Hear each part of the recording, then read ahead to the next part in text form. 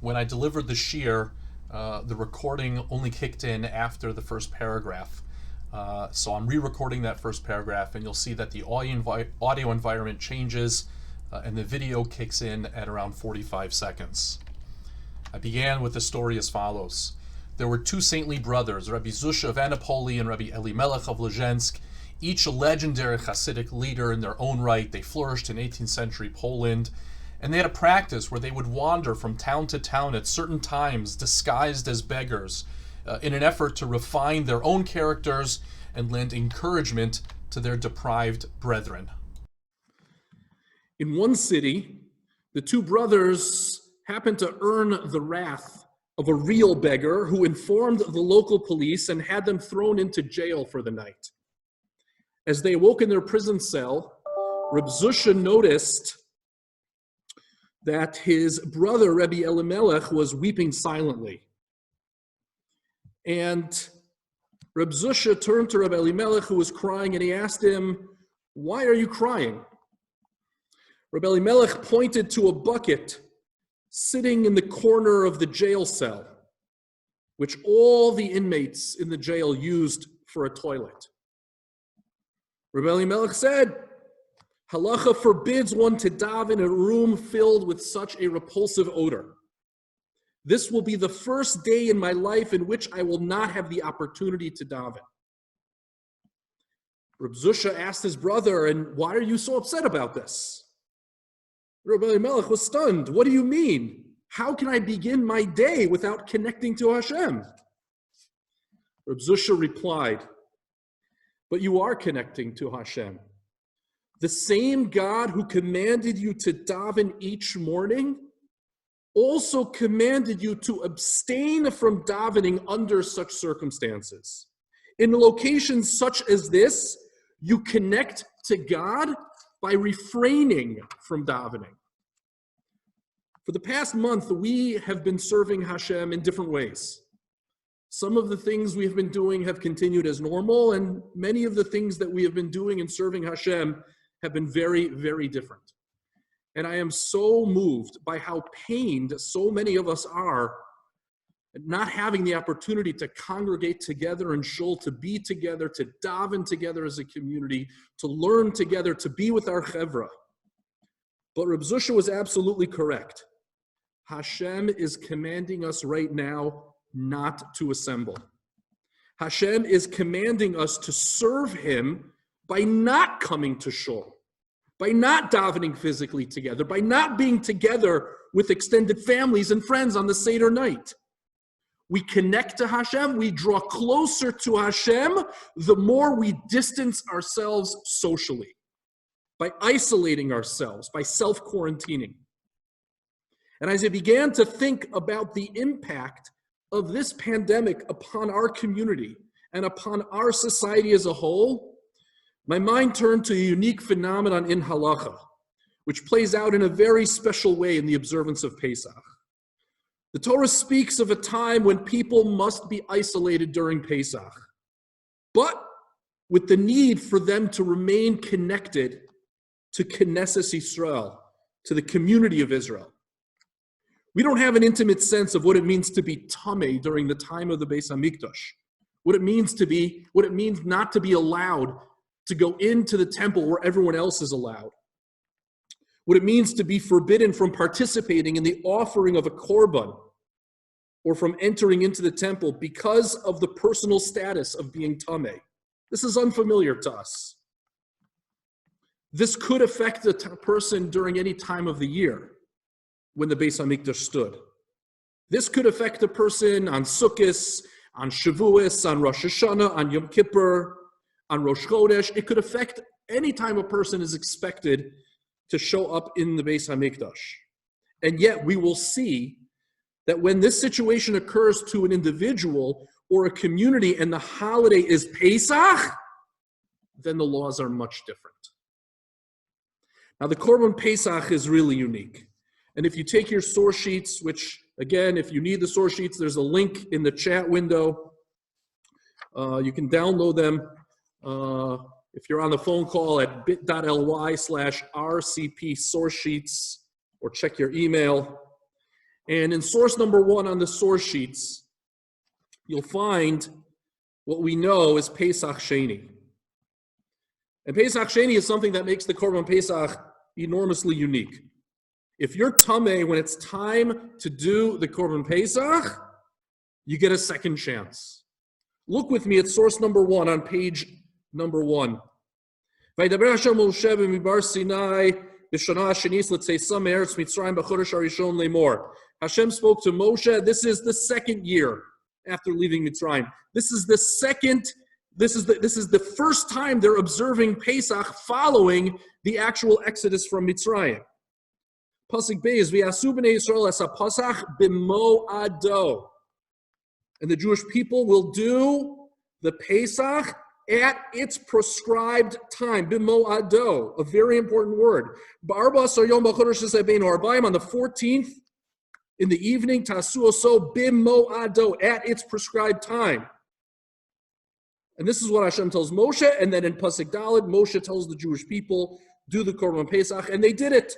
Pasuk Hey, vayasu es haPesach barishon b'arba asar, on the 14th, they brought the Pesach, just like they were commanded. And then look at the yellow highlight. There were people who were tameh, who were ritually impure, because they had come into contact with a corpse. And they could not do the Pesach on that day. And they drew near to Moshe and to Aaron on that day. We are ritually impure. Lama nigara. Why should we lose out? Why must we be debarred? Why must we be prevented? Livilti hakrives korban Hashem b'mo'ado. Why can't we offer the Korban Pesach at its appropriate time? B'soch b'nei Yisrael, among the rest of Israel. And of course, as we know, Moshe says Hashem will give us the answer, and Hashem says, okay, you're right, you get a second chance. You get Pesach Sheni. Now, what's interesting again is that this is unique to Korban Pesach. No other Korbanos get a second chance, get a follow-up holiday, a make-up holiday in order to fulfill the requirement. There is a concept of tashlumin that some of you may be familiar with, that if you don't bring a korban on the korban chagiga, let's say, on the first day of the holiday, you can make it up on the next day of the holiday or the day after that. Yes, that's the concept of tashlumin, but this isn't tashlumin. The rabbis understand that Pesach Sheni is an additional holiday by which someone who's tameh for the first one gets another chance to bring the Korban Pesach. Why? Why is it that Korban Pesach is different, that we get Pesach Sheni? So perhaps it's because of something that is also unique about the Korban Pesach, in addition to the fact that it has Pesach Sheni, and that is the punishment. The punishment for Korban Pesach is very severe. If you look at the blue highlights in source number 1, it says, "V'ish asher hu tahor v'derech lo haya." If somebody was able to bring the Korban Pesach, v'chadal asos haPesach, and he neglects to do it nonetheless, v'nichrasa hanefesh hahi me'ameha, then that person gets kares, a very severe punishment that we'll talk a little bit more about a little bit later. But kares is a very severe punishment in which a person loses their olam haba. A person is cut off from the destiny of the Jewish people. Ki korban Hashem lo hikriv, the pasuk says, he didn't bring the korban Hashem b'mo'ado, at its ascribed time. That word that we keep seeing. Chet'o yisah yishahu, he must bear his sin. So perhaps the reason why you get Pesach Sheni for the Korban Pesach, unlike any other holiday korban, unlike any other mitzvah, is because of the severe punishment that goes along with Korban Pesach, with the failure to bring the Korban Pesach. Now, kares has a wonderful English translation. Kares is translated in English as excision, E-X-C-I-S-I-O-N, which I always find to be a great English translation. It sounds, the word makes it sound as bad as kares is. Let me explain to you, just by quoting the Rambam in English, what kares is. Kares is the punishment beyond which there is no greater punishment. It's that the soul will be cut off and not merit this life, the life of Olam Haba. And in another place, the Rambam writes, "V'hara hashlema hi chartuta nefesh ve'ovdana." Utterly, the most utterly evil punishment consists in the cutting off of the soul so that it perishes and does not live eternally. I always express this in my classes when I refer to kares as being cut off from the destiny of the Jewish people. So perhaps because of this severe punishment, that's why if somebody misses out on Korban Pesach, they get to celebrate Pesach Sheni, they get another chance. Clearly, the punishment reflects something important and fundamental about the Korban Pesach. But there is another unique halacha, which is even more instructive, and that is the following. What is so unique about the Korban Pesach is that when we talk about Pesach Sheni, we're talking about individuals. If there were individual people who were tameh for Pesach, they get to go the second time around. But what if the entire Jewish people are tameh, or a majority of the Jewish people are tameh? Now, one would think that, okay, great, we have Pesach Sheni. However many people need to avail themselves of Pesach Sheni will bring their Korban Pesach on Pesach Sheni. So if 2/3 of the Jewish people are tameh, so 1/3 will bring their Korban Pesach on time in Chodesh Nisan, and then the 2/3 who are tameh, they'll bring their Korban Pesach in Pesach Sheni in the month of Iyar. But no, that's not what we do. If a majority of the Jewish people are tameh, we flip the script. And instead, in an astounding, surprising, very special halacha, if a majority of the Jewish people are tameh, they bring the Korban Pesach bituma in a status of being tameh on time in the month of Nisan. No Pesach Sheni. You go ahead, you do it, and you eat the Korban Pesach. How do we know? So take a look at source number 2. Source number 2 talks about a different halacha, that the Korban Pesach overrides Shabbos. The Mishnah says, Eilu dvarim ba'Pesach dochin es haShabbos shchitaso v'zrikas damo. Right? The Korban Pesach can be slaughtered on Shabbos. It overrides the prohibitions of Shabbos. That's how important it is. And if you flip the page to number 2, we're not going to do this whole Gemara, but I just wanted to show you that there's a story about this halacha. That, believe it or not, what seems to be such a basic fundamental halacha at the earliest stages of the Tanaitic period, the period of the Mishnah, it was forgotten. They forgot this halacha. There's a story in this Gemara about the Bnei Beseira who couldn't remember that if the 14th of Nisan falls on Shabbos, whether they can do the Korban Pesach or not. Is it Docha Shabbos? Does it override the Shabbos? And they had to call on this guy who they heard of named Hillel Hazakin, the Hillel we know, who was down in Bavel. And he comes up from Bavel in order to remind them that, yes, the Korban Pesach is Docha Shabbos.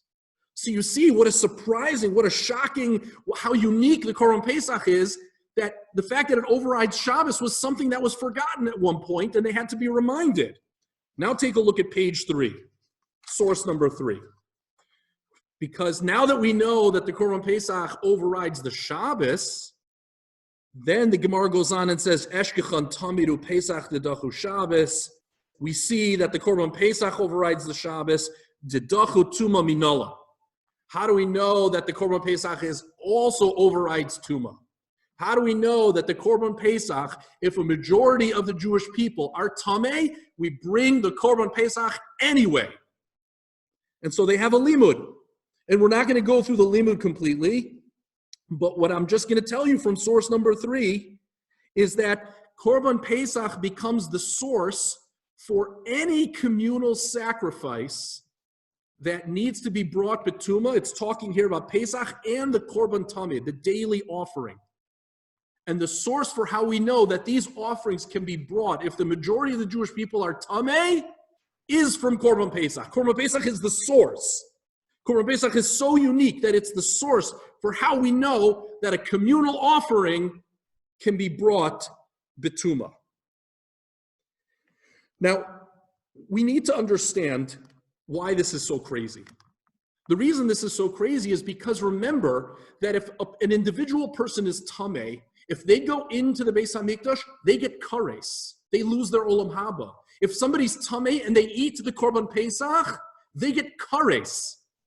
They get kares for eating something that was a korban in a state of tuma. And yet, if a majority of the people are tameh, all of a sudden it's okay. All of a sudden, what was prohibited on an individual basis, if the community is tameh, if the majority of the Jewish people or all the Jewish people are tameh, all of a sudden becomes permitted. Not only becomes a mitzvah, it becomes a mitzvah.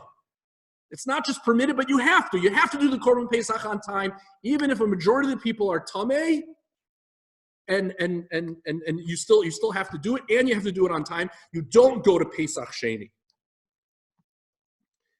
How do we understand this? What is it about Korban Pesach that you are allowed to bring it betuma? What would normally, on a regular year, be punishable by kares? Why is it that this becomes a mitzvah that overrides the tuma, the prohibition against tuma? Now, to get a sense of how unique the Korban Pesach is with regards to its punishment of kares, I want to show you some facts and figures, and that's in source number 4. Let's look at source number 4 for a second.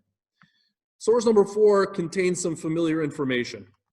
There are 248 negative commandments and 365 positive commandments. Just off the top of my head, 248 plus 365 equals 613. All of the mitzvahs in the Torah. We see that there are many more positive mitzvahs than negative ones. 248 versus 365. Now we have to have a sense of how the Torah metes out punishments in general in order to really get a sense of what's going on here.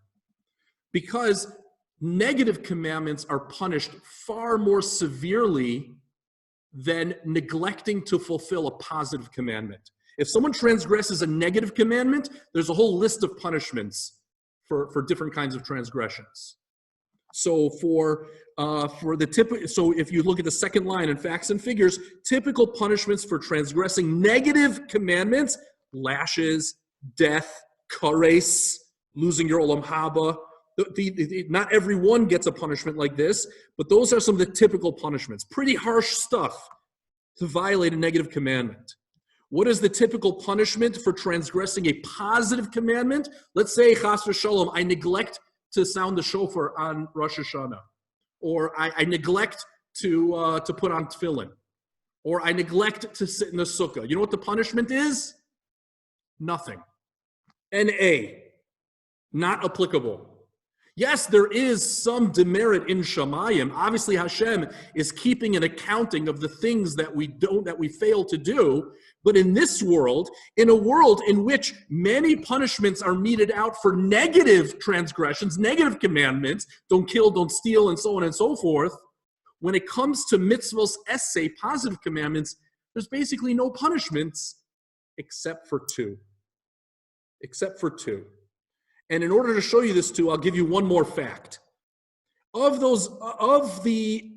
punishments, of those mitzvos whose punishment is kares, there are 36 altogether. 36 out of the 613 mitzvos get a punishment of kares.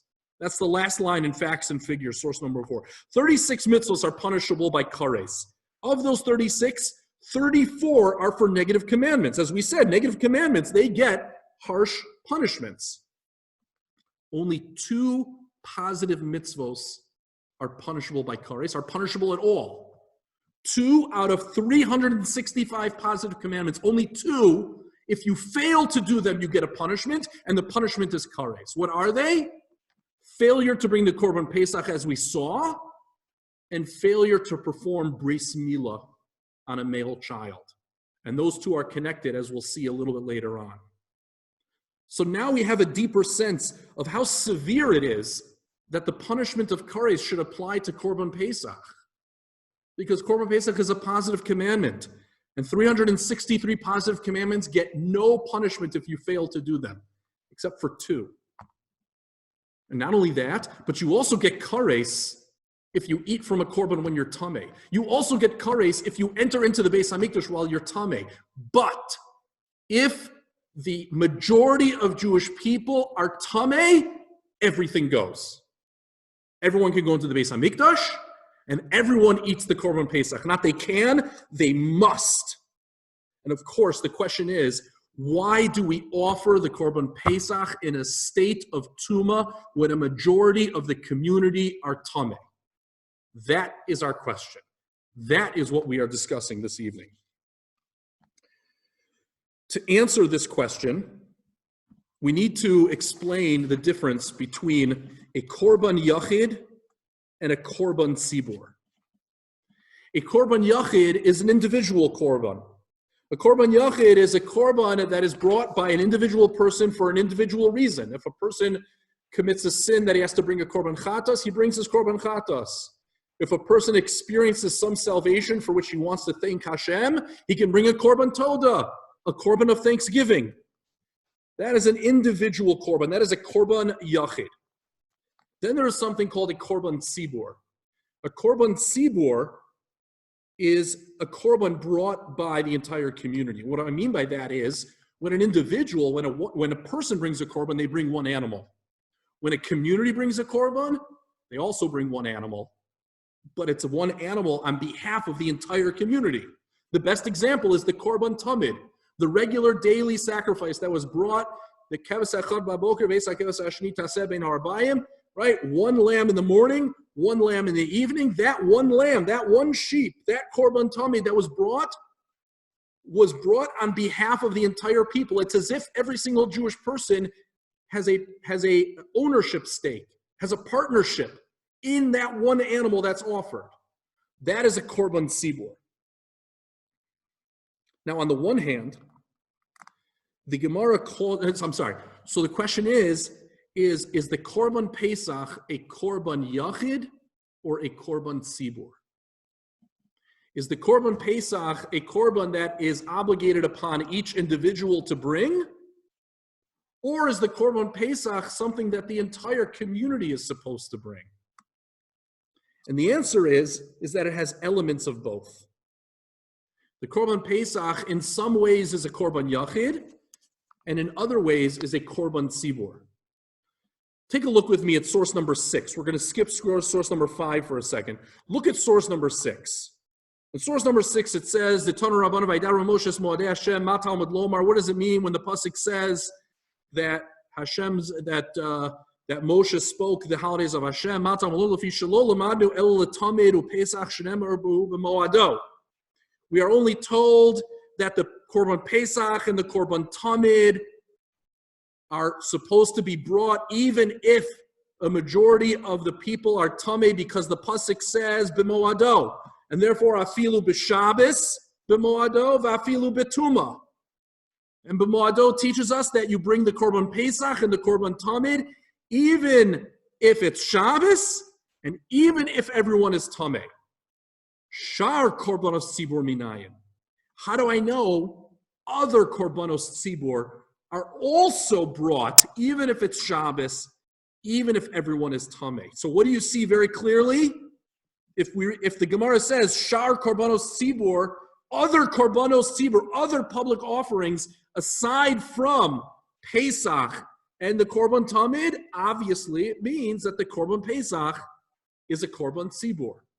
It's a communal offering. But is that true? Is it really a communal offering, the Korban Pesach? I told you before that a communal offering is when everybody has a portion in one animal. One animal is brought on behalf of the entire people. The Korban Pesach, if I bring a Korban Pesach, somebody else has to bring their own. That sounds like an individual Korban. So this Gemara calls it a communal offering. And yet it seems very clear that it's an individual offering. So here's the answer. The answer is that the Korban Pesach is an individual Korban, a Korban Yachid, that transforms all individual Korbanos into a Korban Tzibur. When I bring my Korban Pesach together with everybody else, our individual Korbanos, our individual offerings, all come together to constitute one communal offering. No other korban works this way. No other offering, whether it's a communal offering or an individual offering. Every other korban in the Torah is either an individual offering or a communal offering. The Korban Pesach is the only one that is an individual offering that transforms all individual Korban Pesachs into one communal offering. And why is that important? Here's the punchline. Here's the one thing to remember from this class. And that is, when a person brings a Korban Pesach every single year, they are re-entering themselves into the bris, into the covenant with Hashem. Hashem made a bris, Hashem made a covenant with us that he would make us slaves in Egypt and he would redeem us. And on that night that he smote the firstborn, it was up to us to take an animal into our homes beforehand and offer it up as a korban while Hashem was passing over those houses. When that happened, a bris, a covenant was forged between Hashem and the Jewish people. We would be his people and he would be our God. And so that night of Pesach Mitzrayim, that night when the Jewish people were in Egypt, and they did their Korban Pesach, each one in their individual home, what they were doing in essence was entering themselves into the covenant with Hashem. They were they were casting their lot in with Hashem. This is their entry ticket into the covenant that Hashem made with Avram, Yitzchak, and Yaakov, Sarah, Rivka, Rachel, and Leah. And for every year in the future that we bring a Korban Pesach, we are redeclaring our membership in that covenant. It's something we have to do every year. We cannot just go year in, year out, assuming that we are part of the bris with Hashem, that we have a relationship with Hashem. We have to re-up.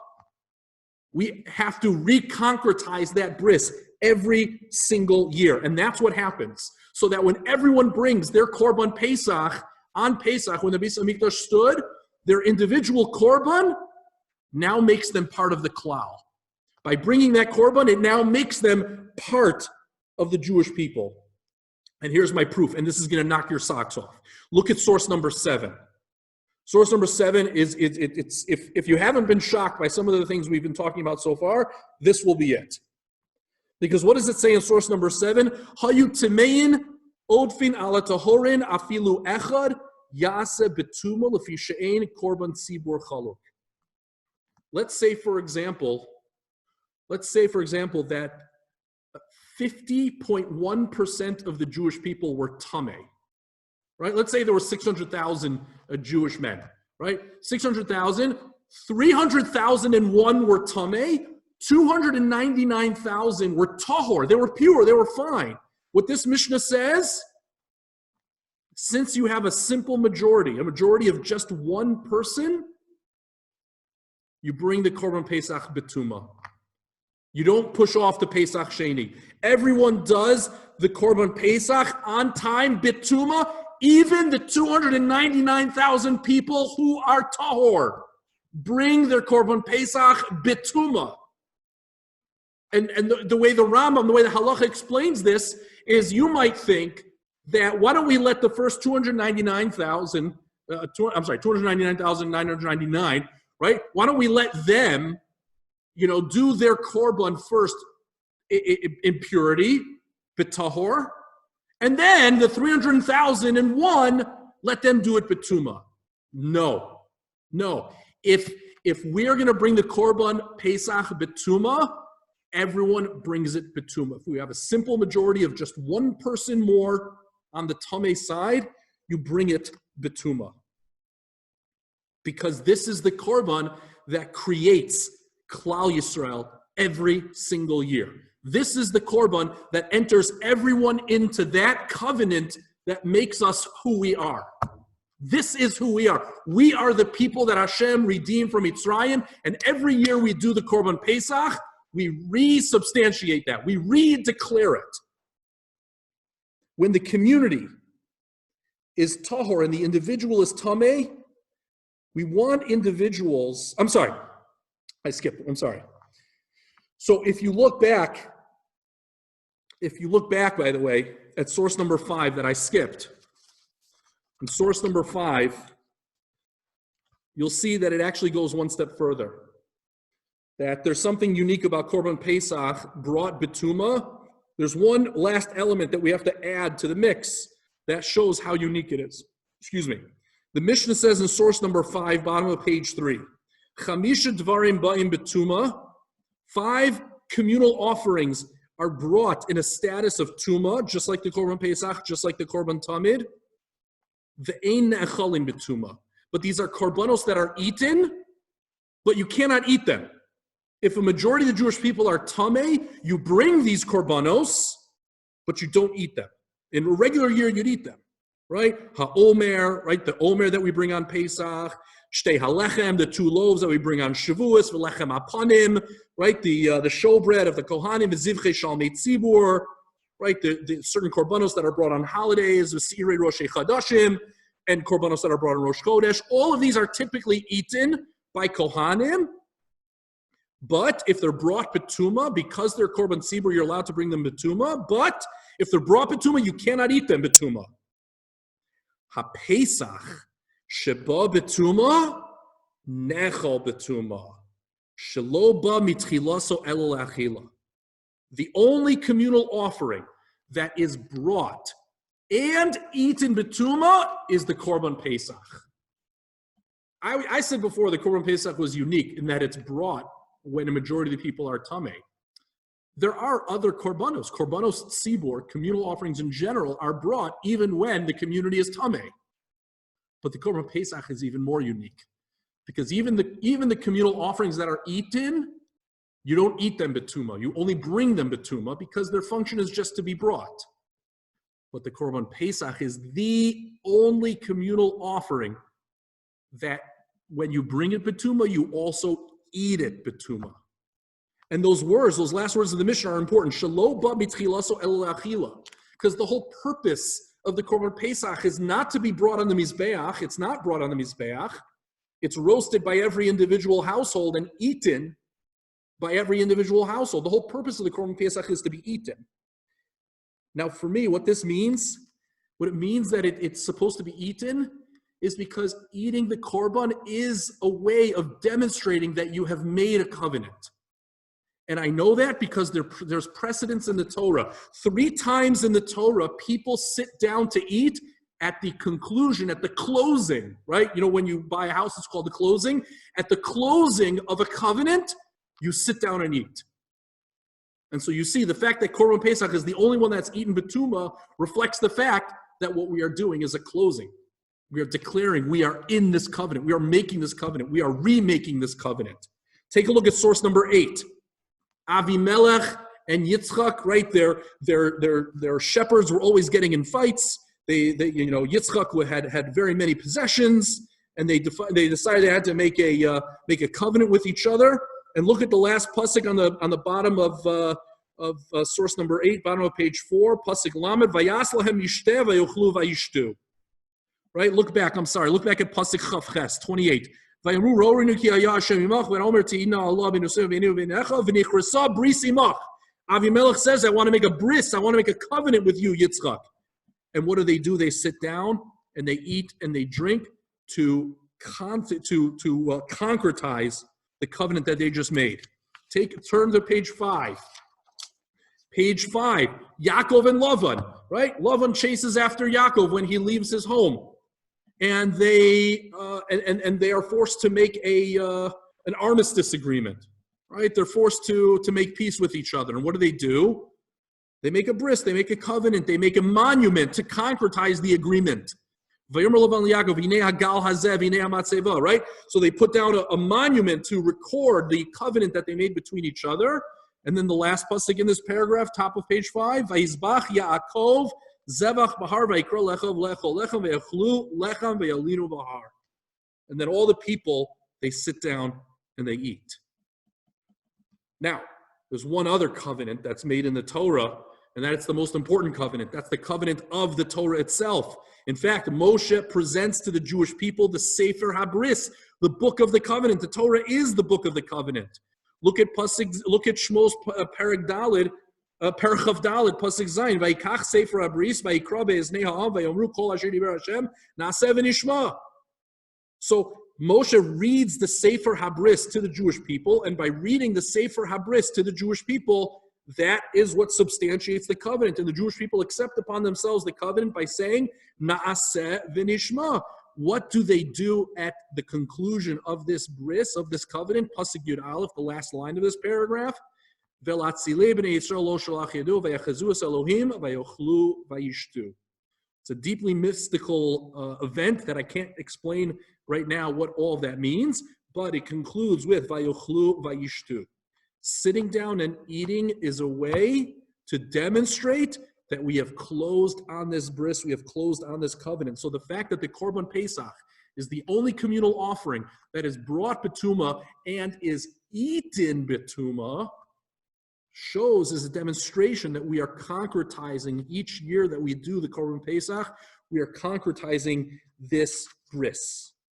And so just to recap, right, at this moment, what we have seen is that if an individual is tamei, so if the very fact that the community can still bring in the Korban Pesach, if the rest of the community is tahor and it's only just a few people who are tamei, you do the Pesach on time, and the individuals can do Pesach Sheni because the bris has already been made. Klal Yisrael, the community, has already made the bris. But if it's the other way around, if the entire community or most of the community is tamei and it's only a few individuals who are tahor, individuals can't make the bris. You need the Knesset Yisrael. You need the community. And so Hashem says, even if you're tamei, I need a community to make a bris. I need Klal Yisrael to make the bris. And so we bring it and we eat it, even betuma. This is reflected in a well-known medrash, one that quotes a pasuk in Yechezkel that we read on two occasions. It's a somewhat well-known medrash, but the psukim are even more well-known.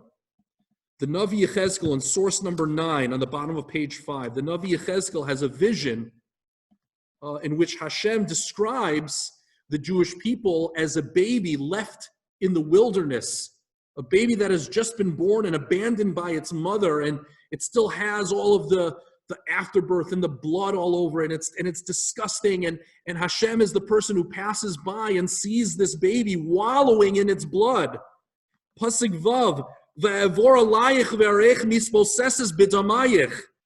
I passed by you, this young babe representing the Jewish people, and I saw you wallowing in your blood. Ve'omar lach b'damayich chayi, and I declare that you will live by your blood. You will live in spite of your blood. And he says it twice. Now there's 2 times a year when we hear this pasuk. We hear it at the Seder, and we hear it at Bris Milah. Again, those two mitzvos essay that if you neglect them, you get the punishment of kares. And what does it say in pasuk Ches? Ve'evor alayich ve'erech v'inei v'inei itech eis dudim ve'efros kinafi alayich ve'chaser v'aseich ve'shaveh lach v'avo bivris osach ne'um Hashem Elokim v'atihi li.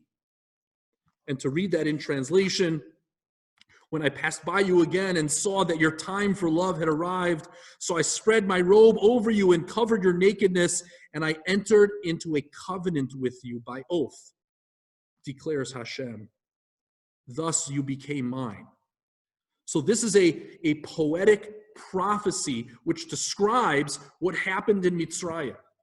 That Hashem saw us in Mitzrayim, and he says, V'amar lach b'damayich chayi, v'amar lach b'damayich chayi. Hashem saw us wallowing in our blood in Mitzrayim, and he redeemed us, and he said twice, b'damayich chayi. And what does the Medrash say? Let's go to source number 10 on page 6. In source number 10, Higia shvuaso shenishva kadosh baruch hu la'Avram sheigal has banav lo haya biyadam mitzvos sheisasku bahen kidei sheigalu. When it came time to redeem the Jewish people, the descendants of Abraham, so they saw that they had no merits by which to earn their redemption. They were naked of mitzvos. Arum mikol mitzvos. Hashem gave them 2 mitzvos by which to merit their redemption. Dam Pesach v'dam Milah. the blood of the Korban Pesach and the blood of Bris Milah she'isasku bam kedei she'igalu, that they could involve themselves in order to be redeemed. Shneimar, as the pasuk says, ve'avor laich ve'arech bismoseses b'damayich v'omar loch b'damayich chayi v'omar loch b'damayich chayi. Those two b'damayichs is the dam Pesach and the dam Milah. So the Medrash says those are the two mitzvahs by which the Jewish people merited their redemption. But in the context of what we've been learning, what we see is that these are the two mitzvahs that demonstrate that a person is part of the bris, part of the covenant, being a part of Klal Yisrael in relation and connection to Hashem. Bris Milah is obvious. When a family enters their child in Brisol Shel Avraham Avinu, they are entering the covenant. They're literally entering the covenant. This child and this family. And the same thing for Korban Pesach. That it's the blood of Korban Pesach, the blood that they put over their doorposts, the blood that's shed when they offer the Korban, that shows, that is their declaration, I am part of Klal Yisrael. And it happens annually on Pesach, and if the entire Jewish people are tameh, you do it anyway, because Hashem needs a Klal Yisrael. I just want to show you a fascinating Rashi. To what extent Chazal took this idea seriously. Look at what Rashi says in source number 11. This is Rashi on Pesach Sheni. It says, V'chi yaguritchem ger v'asa Pesach, source number 11. Yochol, I might think, kol hamisgayer yasa Pesach miyad. I might think that anybody who converts needs to do Korban Pesach immediately. Wait a second. Who come up with such a crazy idea? If a person converts, let's say they convert in November, I might think that they should have to do the Korban Pesach. What? Understand, Pesach happens b'moado. Pesach happens at a specific time. Pesach happens on the 14th of Nisan, and then you eat it on the 15th of Nisan, or you do Pesach Sheni, the 14th of Iyar, and the 15th of Iyar. What is this crazy idea? But clearly there's this thought that the Korban Pesach is an entry ticket. It's a declaration. It's a casting a lot with the Jewish people. That's what we do when we bring the Korban Pesach every year. So I might think that when someone comes from the outside to join the bris, to join the covenant, they should have to bring the Korban Pesach as well. Oh, so I need a pasuk. Rashi says, Chuka Achas. It says back in that pasuk in source number 1, Chuka Achas, one law to teach you, you only bring the Korban Pesach in Nisan or Pesach Sheni. But that Havamina, that thought, that possibility that a convert would have to bring a Korban Pesach when they convert is such an astounding thing. Whoever thought of a Korban that's supposed to be brought at a particular time of year, a convert should bring it the first thing they do. But it shows you what the rabbis understood about the importance and the significance of bringing the Korban Pesach. On page 7, you have source number 12, which I wanted to spend more time on, but the hour's a little bit late. But this is a shir from the Rav Soloveitchik in Hararei Kedem, which I think extends my point even further. I don't want to get into it because I don't want to get into the details. I'm just going to point out to you the quote from the Sefer HaChinuch.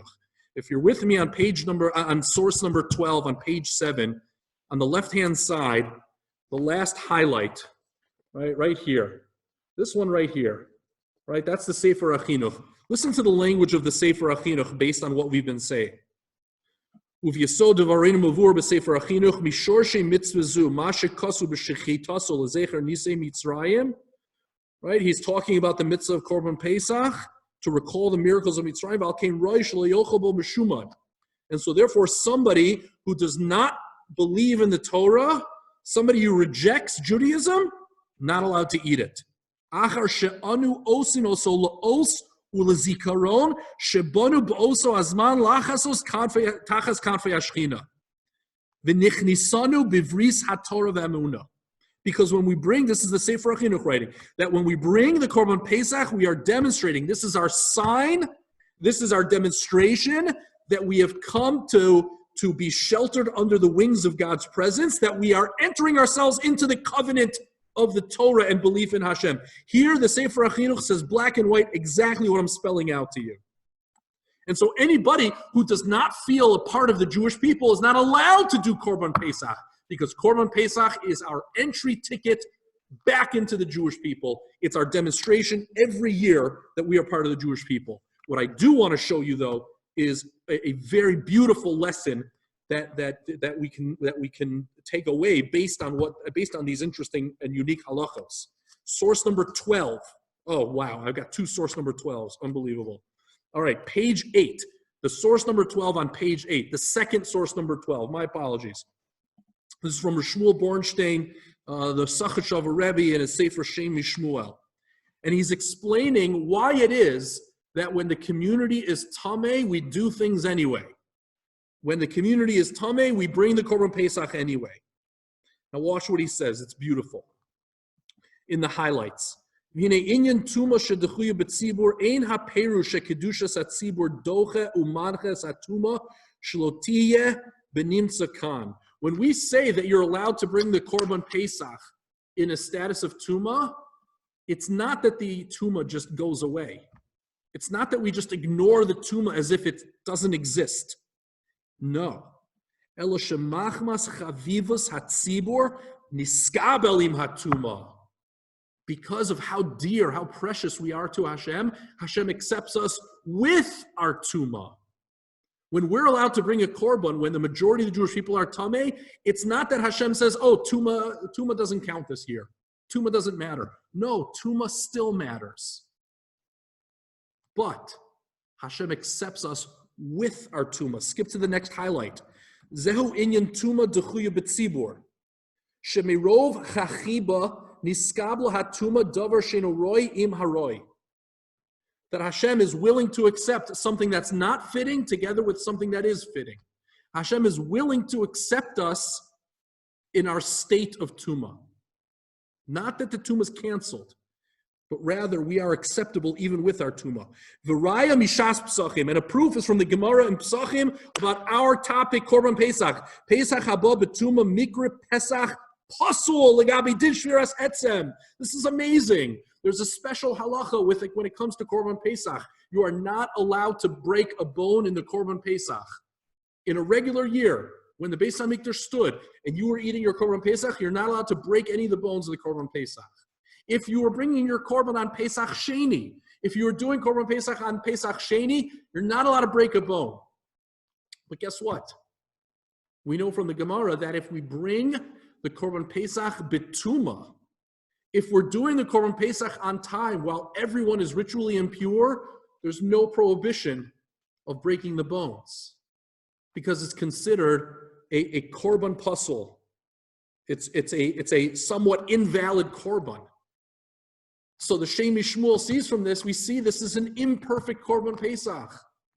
This is not, oh, it's fine, the Korban Pesach is fine, even though we're all tameh, it's still the Korban Pesach. No. It's still a Korban Pesach brought betuma. But Hashem, because Hashem loves us so much, because Hashem wants our service so much, and now I would say because Hashem wants us to declare that we are part of the bris, Hashem is willing to accept this deficient Korban Pesach. A deficient service of Hashem is acceptable during a time of spiritual pandemic, when most everyone is affected by this tuma. Hashem accepts whatever we are able to do. These are very important lessons for us today. This is an intricate shiur, but its lessons, I think, are very clear. The lessons that emerge from the Korban Pesach brought in a state of tuma. First, the importance of Pesach transcends our lack of communal gathering. What creates our community isn't merely that we come together and live in proximity and go to the same shul. What creates our community is that each of us will be telling the story of Sipur Yetzias Mitzrayim in our homes, in isolation, and by telling the story, we are recasting our lot with Hashem and the Jewish people. We no longer have the Korban Pesach, but we have Sipur Yetzias Mitzrayim. And what was accomplished with the Korban Pesach, namely redeclaring our membership in the bris, in the covenant, that's accomplished now with the mitzvah of Sipur Yetzias Mitzrayim. And so every Pesach, when we sit down and we tell the story, we are reasserting our membership in the covenant that Hashem has with the Jewish people. And just like when everyone was tameh, they brought the Korban Pesach anyway, no matter how it was done. This year, we are all going to be telling our story of Yetzias Mitzrayim, which will declare our membership in the bris. We'll be doing it in a way which is most likely different than other years. We won't have as much family around us. Perhaps we will be all alone in our home or our apartment. And it saddens me deeply to even say those words. But what we learn from Korban Pesach is that it is so important that we cast our lot, that we enter into the bris, that Hashem wants it in whatever way we can offer it.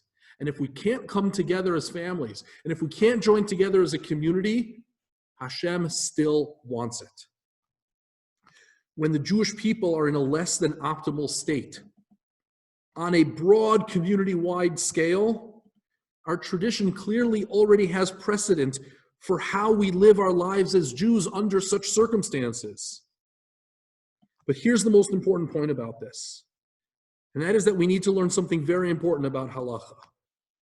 And that is that we need to embrace this year a b'diavad, which God willing, we will cast off when this is all done. We need to understand the beauty of halacha and how it allows us to rely on certain loopholes in order to ensure our safety, our health, and our chances of observing more and more mitzvos.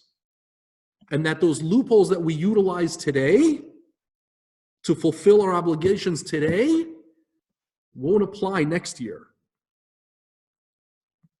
It's that halacha that maintains our identity, that has retained our identity as we've wandered from exile to exile, that very same halacha. And to the extent that we strictly adhere to the b'diavad this year and to the lechatchila next year, we will show our fidelity, our commitment to that which has retained us these many years. Finally, one last lesson. There are many things that create community. We daven together, we learn together, we celebrate together, we mourn together, we support each other in difficult times. But what is it that ultimately binds us together? What is the primary glue that keeps our community together?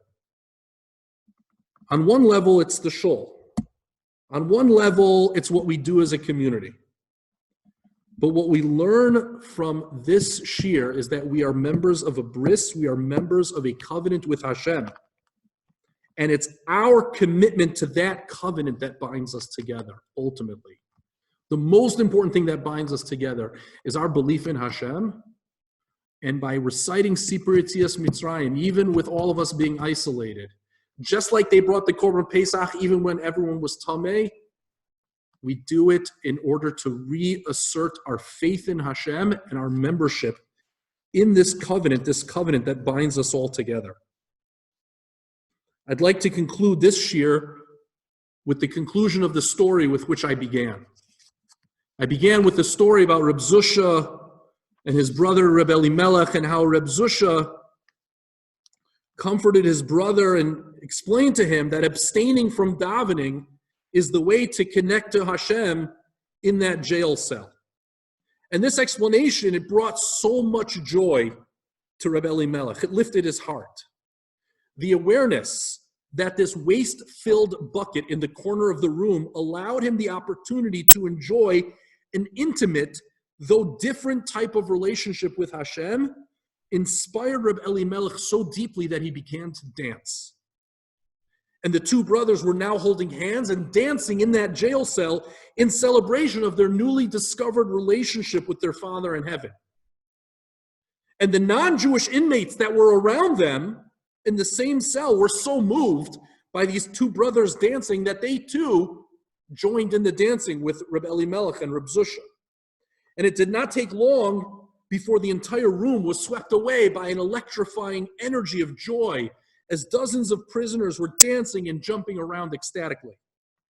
When the prison warden heard the commotion coming from the cell, he burst open the gate, only to be stunned by the inmates enjoying such a lively dance. In his fury, he attempted to stop the dancing, but to no avail. The prisoners were now totally consumed by this enthralling happiness, this all-consuming happiness that filled the cell, stemming from a very deep place within their souls. And so finally, the warden pulled aside one of the inmates and he demanded an explanation why they were dancing around this jail cell. And so the frightening prisoner told him that the outburst wasn't his fault, nor was it the fault of the other inmates. It was rather those two crazy Jews dancing in the center of the circle. They're the ones who triggered this whole thing. And the warden demanded to know, and what inspired them? Why did those two Jews start dancing? And so the prisoner pointed to the bucket in the corner of the room. It is the bucket, they claim, that brought about the joy in their heart. They discovered some new type of relationship through the bucket. The warden yelled back in anger, "If that's the case, I will teach them a lesson that they will remember for a very long time." And the warden took the bucket and he threw it out of the cell. Reb Zusha turned to his brother and said, "And now, my brother, now you can begin davening." This bucket, this pandemic that is forcing us to find new ways to serve Hashem, I am proud to say, we are embracing the opportunities it's forcing us into, like Reb Elimelech and Reb Zusha realized in that jail cell. And my fervent hope and prayer is that Hashem will come and remove this bucket so that we can rejoin in Shul, so that we'll have the opportunity to recast our lots, to redeclare our membership in the bris with a renewed relationship with Hashem. May Hashem comfort the bereaved and heal the sick. Shoshan and I wish everyone a happy, safe, and meaningful Pesach. Thank you all again for joining me this evening.